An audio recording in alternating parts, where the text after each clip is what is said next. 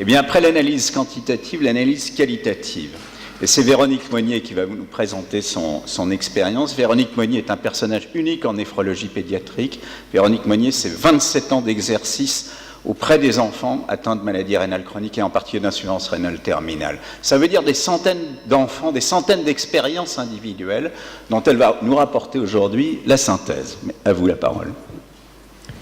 Bon, on va quitter un peu les sphères extrêmement scientifiques que vous avez entendues ce matin pour passer à quelque chose de beaucoup plus quotidien, me semble-t-il.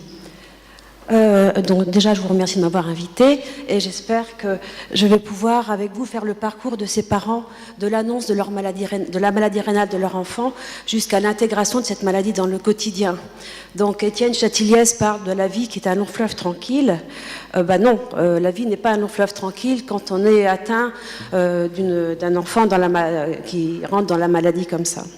Et on va pouvoir tout de suite la survoler rapidement, avant le stade de l'hypoglycémie, de l'annonce diagnostique jusqu'à notre enfant lorsqu'il est devenu grand, et voir quelques réactions initialement à l'annonce, comment les familles vont s'adapter, en positif évidemment, le parcours différent selon l'âge de la survenue de la maladie, la transplantation, les secousses, la famille, et voilà. Donc l'annonce, voilà ce que j'entends dans mon bureau. Qu'est-ce qu'ils m'ont dit? Mais c'est affreux, c'est un cataclysme. Il y a le sol qui s'ouvre sous mes pieds.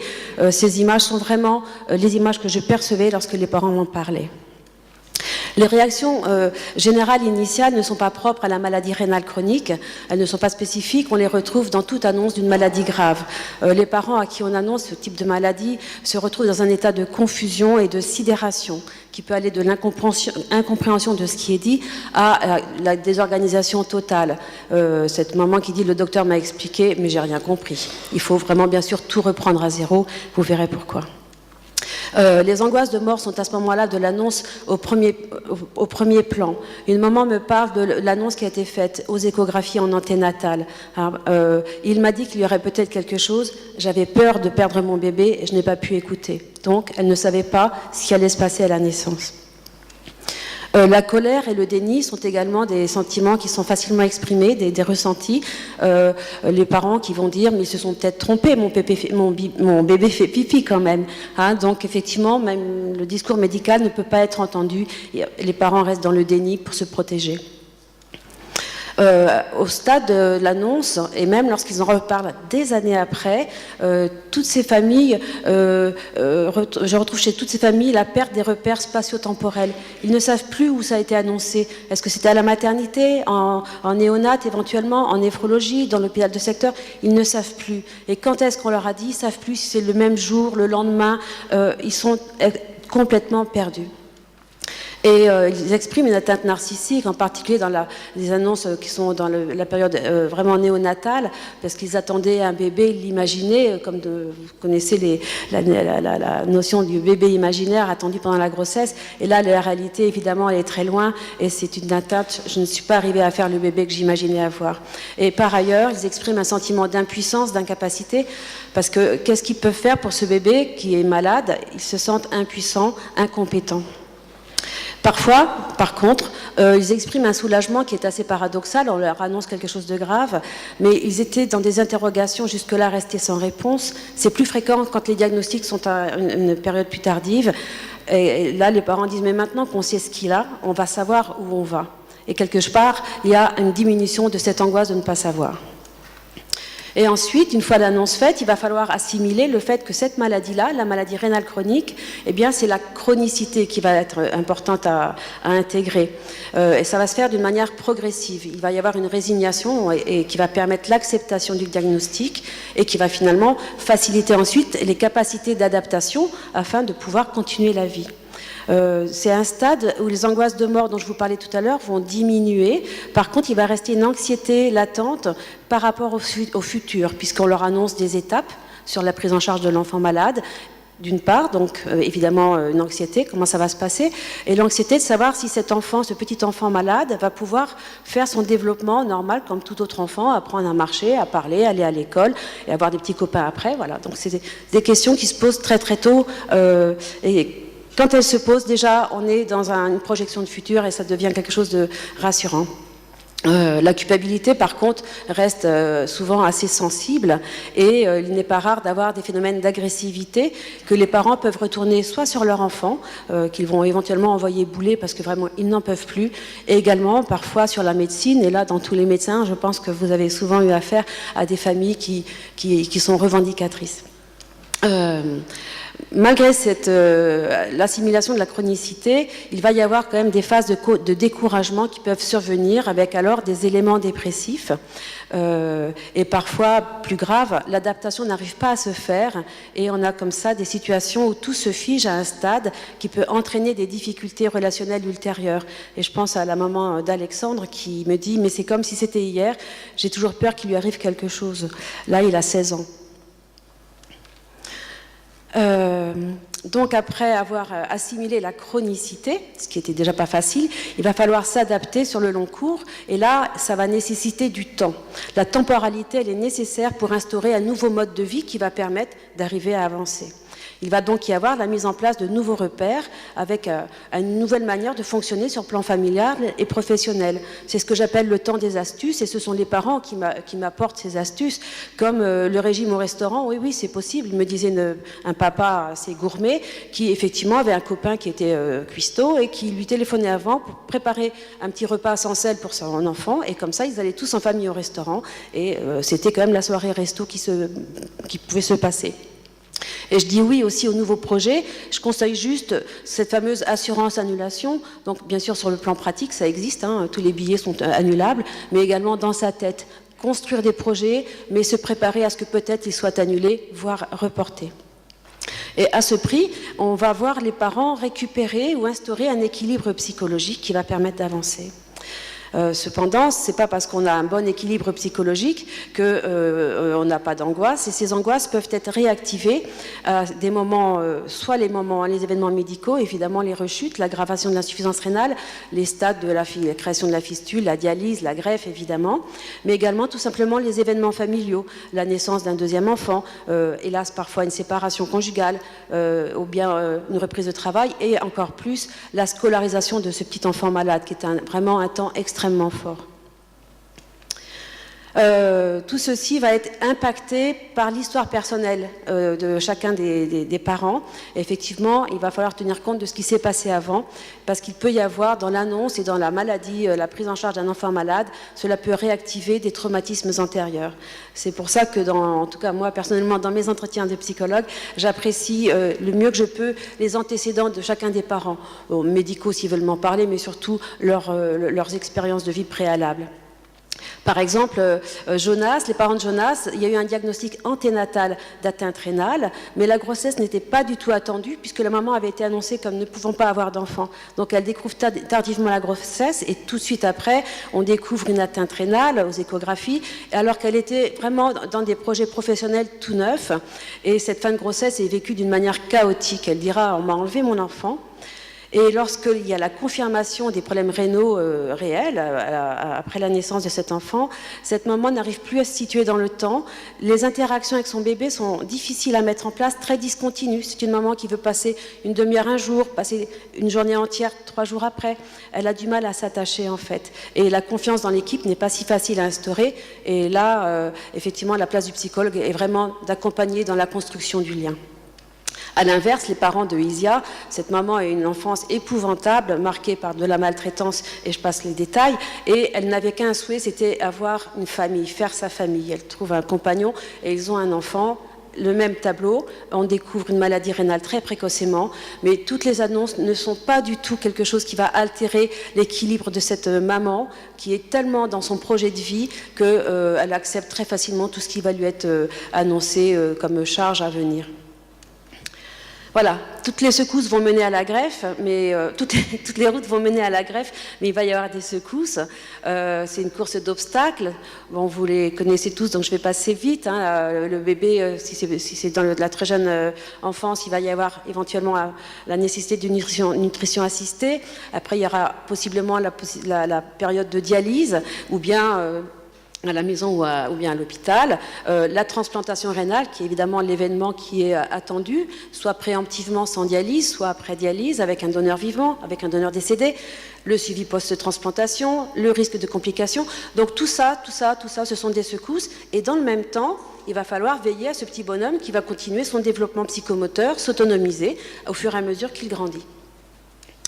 Il me semblait important de souligner l'impact de l'âge de l'enfant en diagnostic sur son parcours. Là, je vous ai mis 2 images de photographie. Un petit bonhomme actuellement dialysé chez nous, qui est encore tout petit, comme vous le voyez, et 2 jeunes filles, l'une greffée, l'autre dialysée. Et les réactions ne vont pas être les mêmes. Lorsque le diagnostic se fait en période néonatale, ce qui est le plus touché, c'est la parentalisation, c'est-à-dire le fait de rentrer dans son rôle de parent. Encore plus, il s'agit d'un premier enfant, parce que la maladie va aller interférer sur une double vulnérabilité.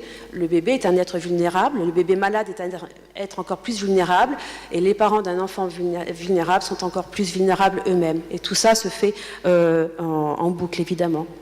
Ils expriment souvent un sentiment de disqualification parentale. Ils se sentent d'autant plus disqualifiés quand il y a des troubles alimentaires qui sont assez fréquents lorsque la maladie rénale est précoce. Cette maman qui me dit « mais moi je ne veux pas que ma fille rentre à la maison avec la sonde, c'est à moi de la nourrir ». Pour elle, ne pas être une mère nourricière est quelque chose qui est insupportable.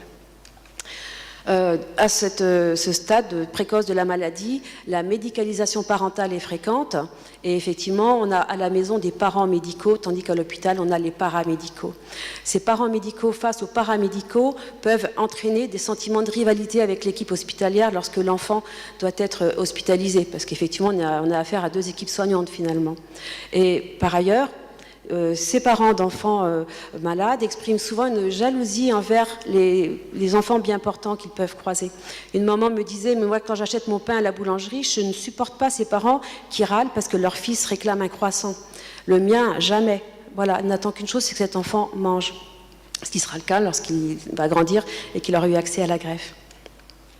Le parcours, quand l'insuffisance rénale est néonatale, c'est une continuité un petit peu infernale. Je vous ai fait une opération, une hospitalisation immédiate, le bébé qui sort avec la médicalisation à la maison, la nutrition assistée, après la dialyse à la maison ou à l'hôpital, il faut courir, aller, venir, tout ça dans l'attente de la greffe qu'il faut préparer, donneur vivant ou non. Donc tout ça, c'est un poids très important de la maladie sur le quotidien. Et donc les bouleversements du quotidien est extrême, avec très souvent, malgré tout, les efforts qu'on arrive à faire, une nécessité d'aménager les emplois sur le plan professionnel. Du coup, la transplantation rénale, elle est attendue comme une délivrance, comme la fin des contraintes. Et ensuite, il y a quelques risques. Le risque, je vous ai déjà touché un mot, c'est sur le plan des interactions précoces des parents avec leur bébé. On peut avoir des tableaux de relations fusionnelles ou au contraire des difficultés d'attachement. L'enfant peut être un peu vécu comme un persécuteur. C'est un mot un peu fort, mais c'est un mot que j'ai entendu. Les tableaux de surprotection sont extrêmement fréquents, mais le problème de la surprotection, c'est que l'enfant il va avoir plus de mal à s'autonomiser ultérieurement. Parfois, cet enfant va avoir une place à part, l'enfant mis sur un piédestal ou l'enfant mis sous cloche. C'est pas la même chose, mais dans les 2 cas, il a cette place à part. Et pour les parents, souvent, des difficultés à poser les bonnes limites. Ce sont des parents souvent un petit peu trop permissifs. Et le risque, c'est d'avoir après un petit tyran domestique à la maison. Une autre question, c'est dire ou ne pas dire à son enfant et quoi dire à son enfant lorsqu'il était malade si petit. Il y a effectivement des risques de non-dit, voire le déni. Les parents de Ahmed, par exemple, un enfant qui a été greffé à 3 ans, ne lui ont jamais dit qu'il avait été auparavant nourri à la maison par gastrostomie. Moi, je le vois à 12 ans, il a des problèmes scolaires et relationnels, et très vite on parle de son histoire médicale. Il me fait part de sa cicatrice, il sait bien qu'il a été greffé, et il me dit « mais moi j'ai 2 nombrils ». Et je ne comprends pas, mes copains se moquent de mes 2 nombrils. Bon. Et je vois bien que c'est quelque chose qui tracasse. Je ne veux pas lui dire moi-même que ce n'est pas 2 nombrils qu'il a. Je demande au papa de venir. Le papa accepte d'expliquer à son enfant que la cicatrice de la gastrostomie n'est pas un nombril. Les 2 sont des accès pour nourrir. Mais effectivement, il y en a un qui est bel et bien artificiel. Et l'enfant est complètement soulagé quand il sait qu'en fait il est comme les autres. La cicatrice de la greffe, il s'en fiche. Ce qui l'embêtait, c'était d'avoir 2 nombrils. Donc il n'a qu'un nombril et il est rassuré. Mais le papa est totalement effondré d'avoir dû révéler quelque chose qui était tenu comme un secret. Alors à propos de gastrostomie, je suis désolée, c'est pas le même enfant, mais je pense que c'est une problématique fréquente chez les enfants. Voici un dessin, je ne sais pas s'il apparaît. Oui, ça va. Donc c'est un petit garçon qui fait un dessin de la famille. Et là, vous le retrouvez, hein, on le voit bien, il est là, on le reconnaît évidemment parce qu'il a une jolie cicatrice de gastrostomie à la petite échelle. Et puis moi, je lui demande, et ça, c'est quoi ? Alors il me dit, le grand trait, c'est la cicatrice donnée par maman. Il ne dit pas que maman a donné son rein, il dit que maman a donné sa cicatrice. Il faut remarquer au passage qu'il n'a pas mis la cicatrice sur le ventre de sa maman. Ça, ce que je vous ai entouré, c'est celle qu'on ne voit pas. Et en fait, c'est pas qu'on ne la voit pas, c'est qu'on ne la parle pas. On ne la parle, je sais pas comment on peut le prononcer, parle pas à la maison. Elle n'est pas dite. Et donc, lui, il sait qu'il l'a, il la dessine, mais il ne peut pas la nommer puisqu'il dit on ne la voit pas. Voilà. Lorsque l'insuffisance rénale survient plus tard dans l'enfance, là, les parents expriment un sentiment de faille dans le rôle protecteur qu'ils avaient jusqu'alors auprès de leur enfant. Et une culpabilité, là encore, mais qui est plus souvent peut-être projetée sur les soignants. Récemment, un enfant est suivi et pris en charge pour une insuffisance rénale presque terminale, il a fait son parcours depuis. Et les parents disent, mais on avait vu le médecin pour sa croissance, et il ne s'inquiétait pas. Il s'agissait d'une fratrie de jumeaux, et effectivement, il y avait 3 DS d'écart entre les deux, il y avait de quoi s'inquiéter. Comment gérer l'adolescent? Voilà, ce sont toutes des questions. Comment gérer l'adolescent malade quand il va perdre son autonomie? Il vient juste d'accéder à l'autonomie, il a le droit de sortir, éventuellement sortir tard le soir. Et là, non, il va falloir poser des nouvelles limites. Donc il va aussi savoir faire confiance. Et en plus, plus l'enfant grandit, plus il va prendre part aux décisions. Et les décisions qui vont être discutées peuvent se faire en opposition aux parents, ce qui fait qu'on peut induire un risque de ce qu'on appelle un conflit de loyauté. Est-ce que je dois suivre ce que dit mes parents? Est-ce que je dois suivre ce que dit le médecin? Est-ce que je dois suivre ce que dit la diététicienne? Ou est-ce que je dois suivre le régime encore plus sévère que me colle ma maman? Voilà, tout ça, c'est source de conflits intrafamiliaux ensuite. Et donc le conseil, évidemment, mais c'est pas facile, c'est de trouver la juste place. De la protection, oui, mais pas trop. De la responsabilisation, oui, mais pas trop. L'enfant n'est pas responsable, les parents restent responsables de l'enfant, même si c'est un adolescent. Quand l'insuffisance rénale est plus tardive, le parcours, eh bien, il commence par le chaos initial à l'annonce de la maladie.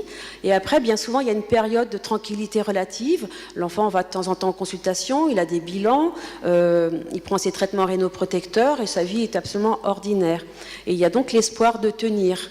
Il y a une anxiété larvée qui se réactive quand il y a les bilans. On va voir si la créate est toujours aussi sympathique.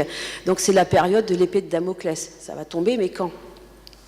Quand c'est là, c'est quand il y a l'insuffisance rénale qui va s'aggraver, le suivi devient plus strict, plus régulier, et puis irrémédiablement, on arrive à l'insuffisance rénale terminale, et là il y a une majoration de l'angoisse, parce que là on y va, on va soit préparer la fistule pour aller vers la dialyse, pour aller vers la greffe, soit développer un projet de greffe intrafamiliale préemptive, voilà, mais dialyse ou transplantation rénale, là tout à coup le rythme n'est plus le même de la vie. Et la transplantation rénale, là, elle est vécue plutôt comme un effondrement de l'espoir. On espérait que cela tienne encore longtemps, une forme de pensée magique. Et parfois, le diagnostic est d'emblée une insuffisance rénale terminale. Donc là, c'est la totale, hein, le marasme, la désorganisation, plus personne ne comprend rien. Et la maladie, pourtant chronique, est vécue sous une forme de maladie aiguë, dans l'urgence. Et du coup, le temps dont je vous parlais, la temporalité nécessaire, fait défaut pour intégrer cette notion de chronicité. Le plus souvent, ça va très vite avec une mise en dialyse immédiate sur cathéter ou la dialyse péritonéale. Parfois, on arrive à tenir et d'aller vite vers une transplantation préemptive avec un donneur vivant. C'est le cas de Manon, qui a été greffée en préemptive avec le rein de sa maman, juste quelques mois après le diagnostic. Après, elle est réhospitalisée en post-transplantation d'une manière qui nous semble banale. Et là, elle me dit, mais ça va jamais finir cette affaire ? Voilà, effectivement, dans ces cas-là, la transplantation rénale risque d'être vécue comme une guérison et non comme un remède. Et donc la problématique, ça va être d'intégrer les contraintes ultérieures. Les greffes, la greffe, un petit mot quand même sur les réactions des parents face à la greffe de leur enfant. La figure du donneur vivant dont je viens de parler, là il y a effectivement quelque chose de très valorisant pour celui qui a donné. C'est une image positive de réparation, mais attention au post-don blues, hein, c'est pas le post-partum mais c'est le post-don blues. Une fois que le donneur a donné, eh ben, il peut retourner à la maison et reprendre sa vie ordinaire. Mais ce n'est pas si ordinaire que d'avoir donné. Également, penser à la place difficile de celui qui n'a pas donné et qui, éventuellement, lui, n'a pas cette valorisation, d'une part, et d'autre part, va avoir à gérer la double angoisse d'avoir les deux proches en même temps hospitalisés, le mari d'un côté par exemple et l'enfant de l'autre, ou la femme et l'enfant. Et un tout petit mot, bien que ce ne soit pas le sujet de parler des enfants, mais des parents, un mot quand même sur l'ambivalence du receveur qui, pour aller mieux, va devoir quand même altérer la santé, imaginer qu'il va altérer la santé de son papa ou de sa maman, et la fratrie du receveur qui est déjà certainement un peu jalouse de ce petit malade qui prend beaucoup de place et qui en plus va toucher à la santé d'un des parents. Néanmoins, dans le cadre du donneur vivant, l'intérêt, c'est que la préparation globale va être plus aisée. Le donneur décédé va voir apparaître des sentiments ambivalents. Il y a l'attente anxieuse de l'appel, ça c'est terrible, d'attendre. Mais lorsque ça arrive, là, il y a à la fois l'euphorie, c'est le jour J, et l'angoisse pour l'enfant qui va passer au bloc. Et en même temps qu'il y a ces sentiments d'euphorie, il y a vraiment l'expression du chagrin pour le donneur, qui n'est plus là, mais auquel leur enfant va aller mieux. Et l'expression de sentiments de reconnaissance pour la famille, et c'est quand même encore assez fréquent que les familles demandent une forme, comment pouvoir remercier. Et donc, ils peuvent écrire des courriers qu'on confie à l'agence de biomédecine. Une fois que la greffe est faite, le problème, c'est que même si tout va bien, il reste cette anxiété flottante, latente, à l'idée que la greffe peut ne pas durer toute la vie. Et donc c'est quelque chose qui est lourd. Et parfois il y a de la colère vis-à-vis de l'adolescent parce que lui, avec ses conduites à risque éventuelles, va pouvoir risquer de compromettre les efforts qui ont été fournis pendant toute ces années par les parents.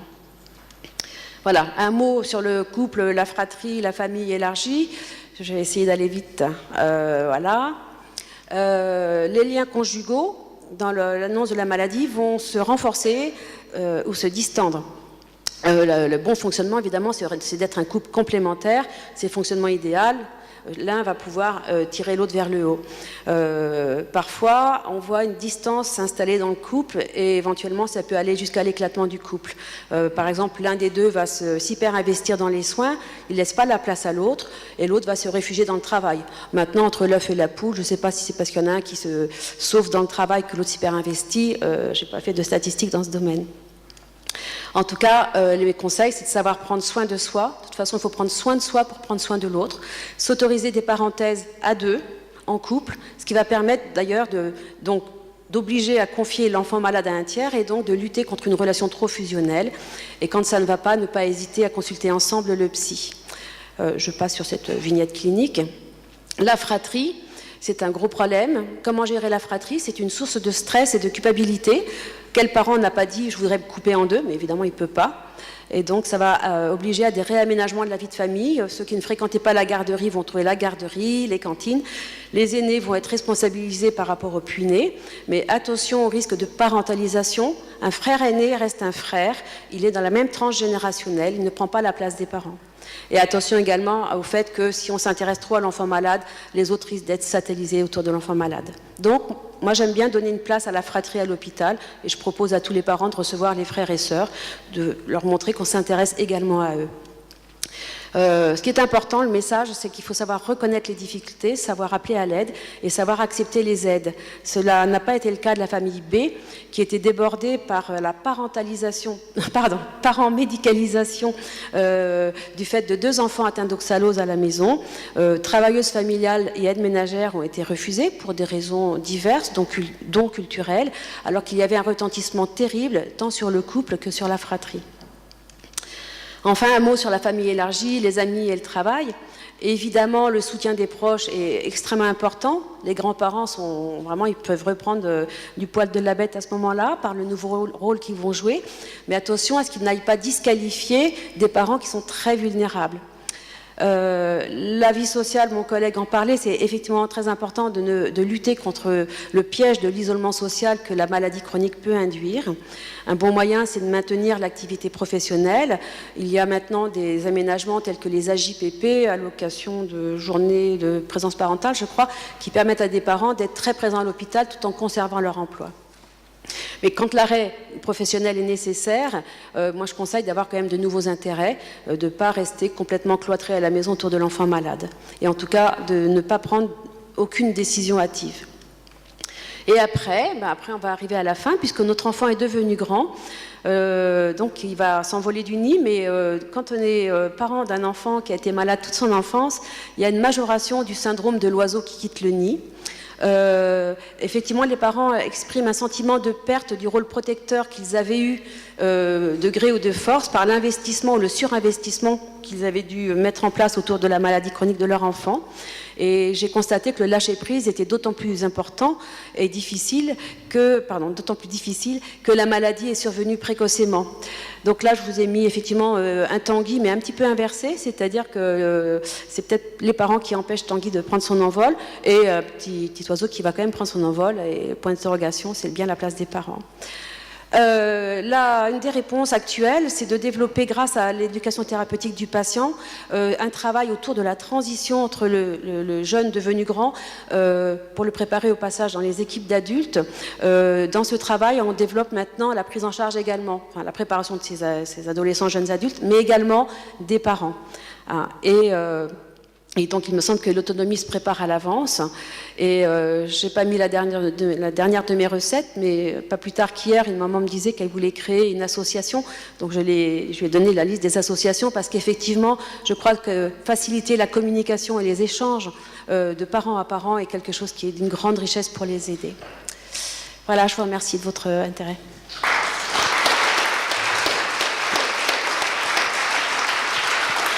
Ça, c'est une verticale de la perturbation de la vie courante dans une famille quand on annonce une maladie rénale et donc une maladie grave.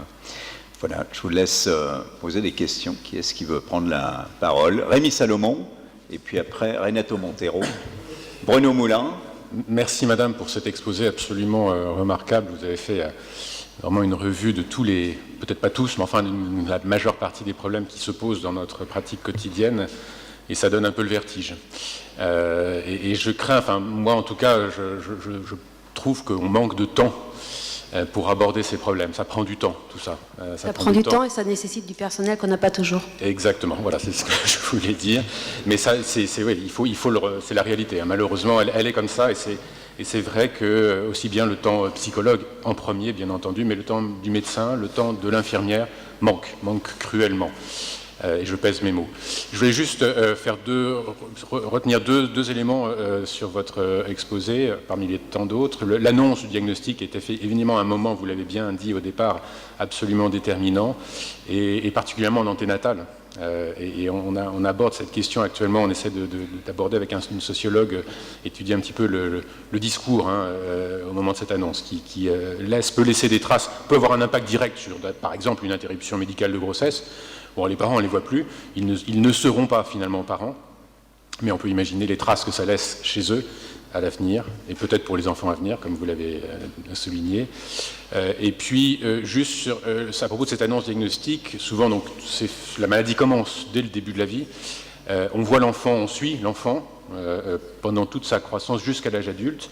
Et finalement, peut-être de temps en temps, enfin, on oublie de réexpliquer à l'enfant sa maladie. Cette maladie qui a été expliquée à ses parents. Et donc maintenant, j'essaie de prendre, mais là, ça aussi, ça prend du temps, c'est-à-dire à un moment donné, aux alentours de la préadolescence, et bien de reprendre en tête-à-tête avec le gamin et de repartir à zéro, parce que souvent il reste un peu en retrait, enfin moi c'est ce qu'on observe assez souvent, et il se désintéresse, il n'a pas l'investissement qu'il pourrait avoir si on avait tout expliqué. Enfin je voulais avoir juste votre avis sur ce deuxième point.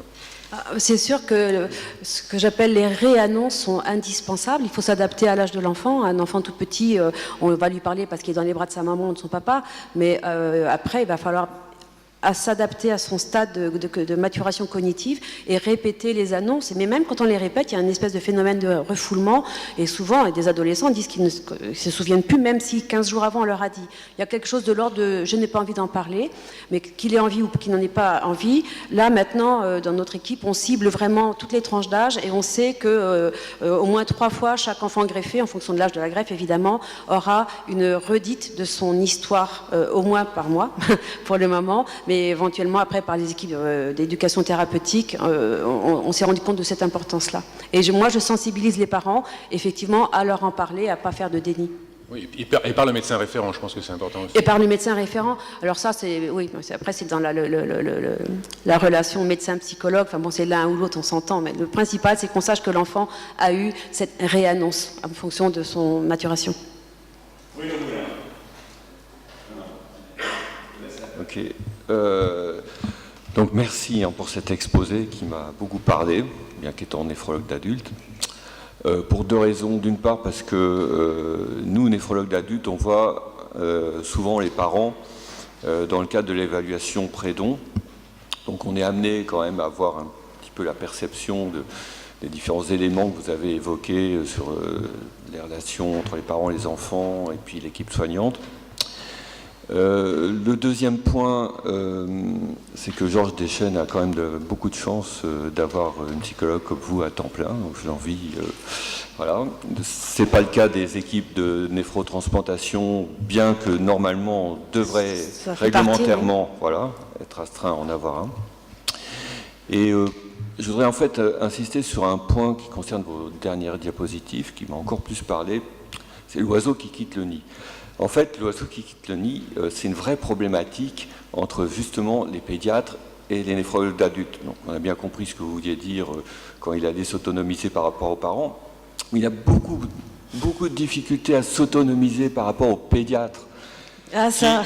Qui très souvent d'ailleurs ont un regard très parental aussi sur ces enfants qui ont du mal à les lâcher. Et donc nous, quand on les récupère vers 18, 20, 25 ans, 30 ans, voilà, on se retrouve confronté quand même à une petite difficulté de prise en charge. Ils sont tellement attachés à Georges Deschênes que voilà, ils se disent qu'est-ce que c'est que ces méchants docteurs qui vont encore me rechanger mon traitement, enfin bon. Et donc, ma petite question, c'est est-ce qu'il y a une petite approche de préparation justement au monde des adultes et notamment à la prise en charge dans les équipes de néphrologie adultes? Écoutez, M. Ronco m'a demandé de parler de les réactions psychologiques parentales. Donc, je suis restée dans les réactions psychologiques parentales. J'en profite. Mais je veux bien faire tout un topo sur les réactions psychologiques des médecins. Voilà. Voilà. Parlez en toute confiance. Vous êtes enregistré d'ailleurs. La télé est là. Non, mais sincèrement, je pense, en tout cas, je ne peux parler que pour l'équipe dans laquelle je travaille, avec M. Deschênes, on est de plus en plus sensibilisés à cette problématique, parce qu'on sait que le taux de perte des greffons à l'âge adulte est vraiment très, très prégnant, je crois, entre 22 et 25 ans, et devant ces constats, on doit, nous, en pédiatrie, vraiment faire quelque chose pour améliorer tout ça. Donc on a une réflexion autour de la transition qui tient compte également de la position des parents par rapport à cet enfant, ils oublient parfois de le voir grandir. Les parents oublient, mais les médecins aussi. Donc c'est sûr que des psychologues comme moi, on vient titiller. Hein, donc voilà, engager des psychologues. Je voudrais donc juste terminer pour dire que sur une diapo, il y avait responsabiliser, mais pas trop, autonomiser finalement, mais pas trop non plus. Et les pédiatres sont comme ça, tu vois. Ils sont dans cette balance, et cette balance est humaine. Et donc, chaque pédiatre peut être exactement à côté de l'équilibre. Merci de l'avoir souligné, Bruno. Pour votre attention, et on est à 2 pas du buffet, en principe. Je voudrais dire juste un ultime, très court. Je vous remercie de l'excellent exposé que vous avez fait sur l'accompagnement nécessaire dans ces problèmes de maladies rénales, surtout vis-à-vis des enfants. Voilà. Je suis à la Fédération nationale des insuffisants rénaux et on voit bien tous les jours la nécessité de ça. Et je vous remercie surtout à la fin d'avoir noté l'importance que pouvait jouer, le rôle que pouvait jouer une association comme la nôtre dans cet accompagnement. Et d'ailleurs, c'est le thème que nous avons choisi pour notre slogan « Accompagner vers la meilleure autonomie ». Merci.